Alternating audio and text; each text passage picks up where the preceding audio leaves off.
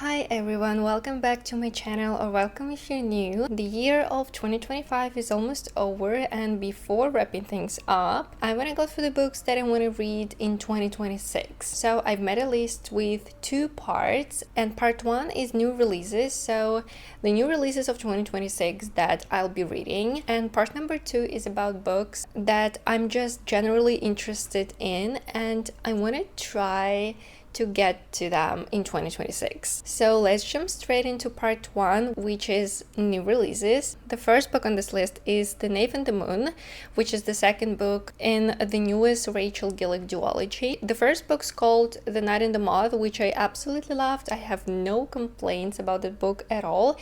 I know lots of readers didn't enjoy that book as much as I did for a number of reasons. I found it really fun, atmospheric, and just really beautiful and easy flowing. In the first book, we're following a diviner that lives in this cathedral with other girls like her. They're under the supervision of the owner of the cathedral, and one day the king visits this cathedral with his knights. So our diviner commits this ritual that helps her see the king's future, and the king sees it, and after that the other girls start disappearing, and so our main character wants to find them. Obviously they're her friends and they've been living in this cathedral and serving as diviners for quite some time. As she's searching for them, she starts questioning the bubble she's been living in. So the sequel, The Knave and the Moon, comes out on September 1st. The next one's called Taipei Story by R.F. Kuang, that follows a college student that goes abroad to participate in a language study program. And as far as I can tell, this novel explores themes of identity, your belonging, and all of that. It also said that the novel is inspired by Kuang's own experiences studying Mandarin in Taipei and her grandfather's death. The novel is expected in September 2026. I've only read one book by R.F. Kuang, but I have another one on my shelf, and that book I loved so much. It's one of my favorite reads of 2025 and of my entire life. So I do want to explore her other books as well, and I'm very excited to read this contemporary / historical fiction. I think it's gonna be. That is Taipei Story. The next release of 2026 that I would like to read is The Ending Writes Itself by Evelyn Clark. Evelyn Clark is actually two writers, Kat Clark and V. Schwab. This one promises to be a thriller that follows 6 authors brought to a private island where they're offered to complete the final chapter in a best-selling author's book. Yeah, they're also offered career success, some sort of a prize if they do that. I also know that this book explores themes of publishing, so reading it we can see what types of challenges authors face in the publishing industry. I think it's gonna be really interesting to me because yeah, this book blends secrets of the publishing industry and some mystery as well, because it's described as a thriller and it's expected in April 2026. The next one is unconfirmed, but I think it could potentially be released in 2026, maybe 2027. Actually, I don't know. It's Such Wicked Things by Kaylee Smith, and Such Wicked Things must be the beginning of her new trilogy or series. She's the one who wrote the Wicked Games trilogy. There's 2 books out, the third one isn't out yet, but Such Wicked Things is, I think, going to be a completely new trilogy. But again, it's unconfirmed, so I don't know anything about it, like we don't know the premise or anything like that. So let's move on to the next book that is also unconfirmed. Silver Cloak Book 2 by Elke Steven. I just recently told you about Silver Cloak in my previous video. The author has been opening up about the next book since September or October, so I think it might be released next year, but we don't know. The next one is A War of Wyverns, the sequel to A Language of Dragons. I have a reading vlog on A Language of Dragons, but if you don't know what it's about, we're set in London in 1923. Our main character's parents have been arrested, and the main character, Vivian, has started a civil war. How she starts a civil war, I think you should find out yourself if you want to read that book. So yeah, her parents have been in prison, she started a civil war, a complete chaos. And then suddenly she's offered a mysterious job supervised by the government. And so she's told that her parents can be freed if she agrees to take on this job. And so of course she accepts that offer because she wants her parents to be free. Then she's sent to this island with her colleagues, let's say, in this situation. And as she's working on this project that, as they're told, can lead to resolving the civil war, she starts discovering some things. A Language of Dragons is all about languages, politics. There's dragons there, so like it's a fantasy novel, even though we're set in London. I overall like that book. It's not that I just cannot wait to read the sequel. I don't have that feeling about this duology, but I would still like to finish it. It comes out in January. Now we're at part 2, the books that I'm most interested in just in general and will try to get to in 2026. I want to say though that some of these books are not available in the country I'm in, so I'll either have to order them from abroad, which is possible, but it's gonna take a while, or go abroad and get them there, which is also possible if I go somewhere and find them there, then why not? Anyway, let's talk about the first book on this list, and that is Ninth House, which is the first book in a trilogy. I know that Stephen King loved that book, which makes it a priority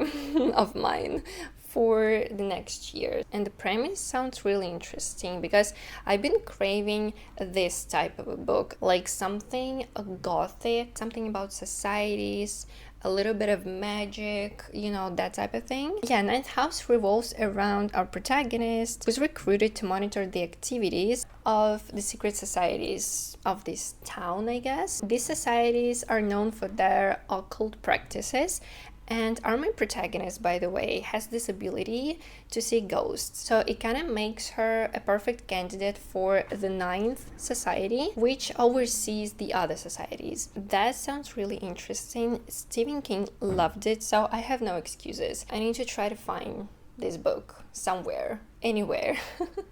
Okay, the next one is A Dark and Drowning Tide, which blends murder mystery, queer romance, and folklore. I'm interested in this one because of the folklore element. I think I haven't read anything folklore-like in a long time, so I would really like to give this one a try. So the story follows a folklorist that embarks on an expedition to uncover a mythical spring believed to be the source of all magic. I think it has to be good. After her mentor is murdered, she becomes the leader of the expedition, working alongside her academic rival. See, it has murder mystery elements as well as folklore and mythical creatures, so I really want to read this. I don't know where I'll be able to find it, but I will try. You know, the entire second part of this list is I will try. I don't know if I'll get these books, but I'll try. I think I'll definitely get to at least some of these. So yeah, I hope to.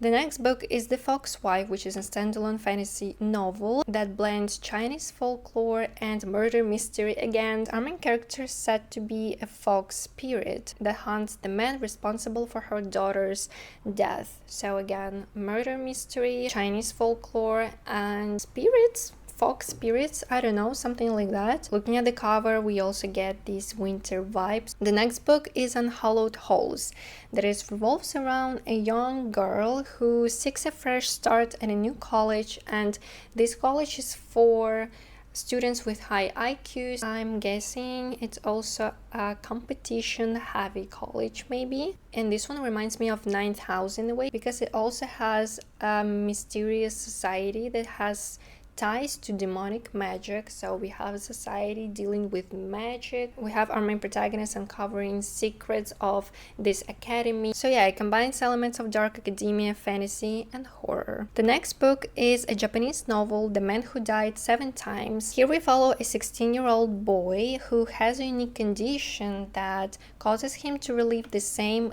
day 9 times. This ability of his leads him to witness a murder inside his family, and so now as he relives the same day again and again, he wants to recognize some things that he may have missed to prevent the murder. I like Japanese novels, but I don't think I've ever read a crime Japanese novel. Maybe I have, but I don't recall any at the moment. But yeah, that one sounds intriguing. Not only is it a crime novel, but it also has some magical realism elements, I guess, because the boy can relive the same day. Alright, the next book is The Will of the Many, which is the beginning of another trilogy, and the second book in this trilogy came out in 2025, by the way. That's why I've been seeing it just literally everywhere, and I've heard both good and bad things about it. I'm not entirely convinced. I'm not like 100% sure that I love it, but on the other hand, it sounds like a pretty interesting novel, so we might get to it in the following year, or we might not.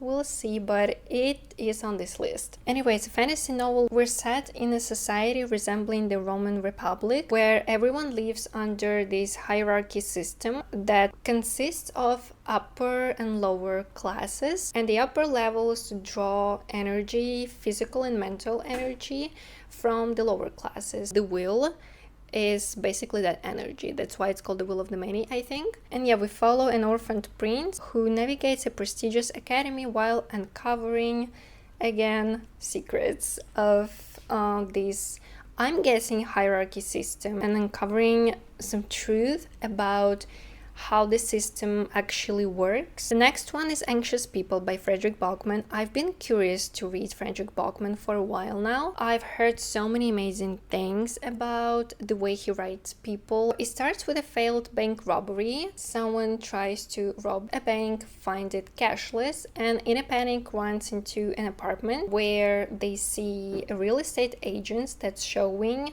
this apartment to his potential clients. The clients think that they are being taken hostage or something like that. So our characters get into this chaotic situation that revolves around a single mother, a couple on the brink of divorce, a retired couple, and others, each with their own backstories and struggles.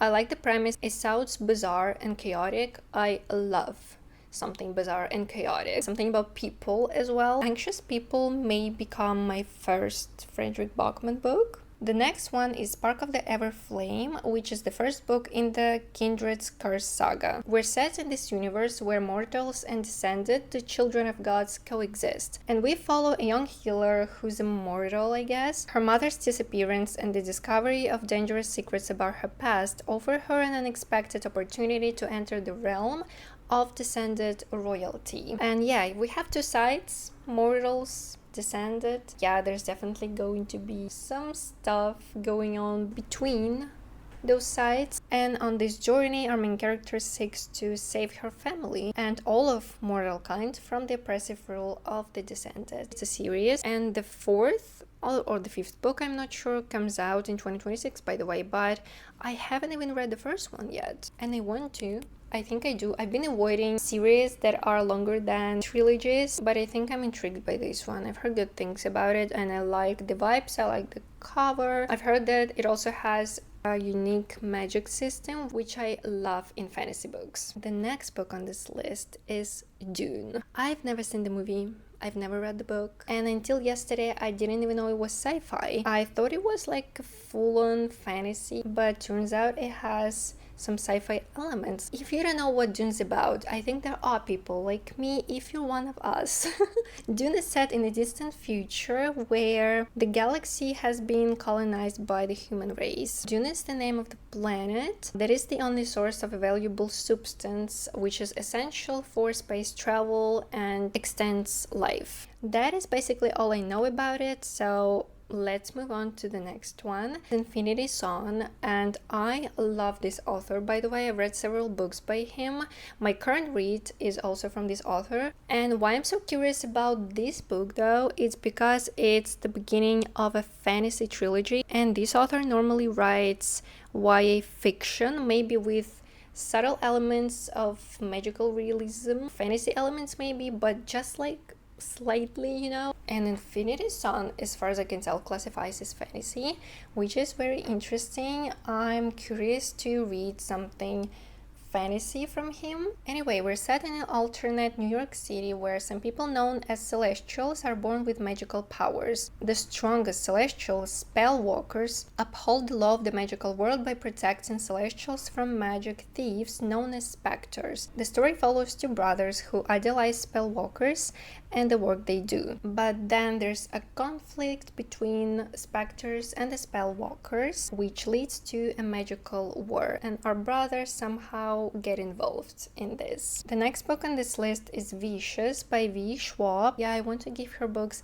another chance, and Vicious is also the first book in a trilogy. The last book, by the way, is expected to come out soon. I'm just intrigued by the themes this book explores. It's like jealousy, revenge between academic friends after a shared research interest in supernatural events discovered the potential to develop extraordinary abilities. However, their experiment leads them to some circumstances that leave them forever changed, and it also leads to one of them ending up in prison. Then he escapes from prison driven by resentment and betrayal, so some things happened between them. I just like that it explores themes of the supernatural, jealousy. I want to try and read that book. I know some people hate it, some people love this trilogy. I'm kind of scared though, because the Vishwa books that I've read didn't give me the best experience ever, but I am still intrigued by Vicious. That is actually the last book on this list, but I also want to keep working through the backlist of my favorite authors, and they are Stephen King and Haruki Murakami. Speaking of Haruki Murakami, I don't have any specific novels on this list because, like I said, I just want to keep reading his books in order. And speaking of Stephen King, I do have one novel that I want to prioritize in 2026, and that is Pet Sematary. I don't know the premise of this book. I don't want to. I just know that it's very grief heavy and probably it has to do with pets. So yeah, I really want to read that book. Well, that brings us to the end of this video. Let me know in the comments what books you want to read in 2026, and I will see you in the next one.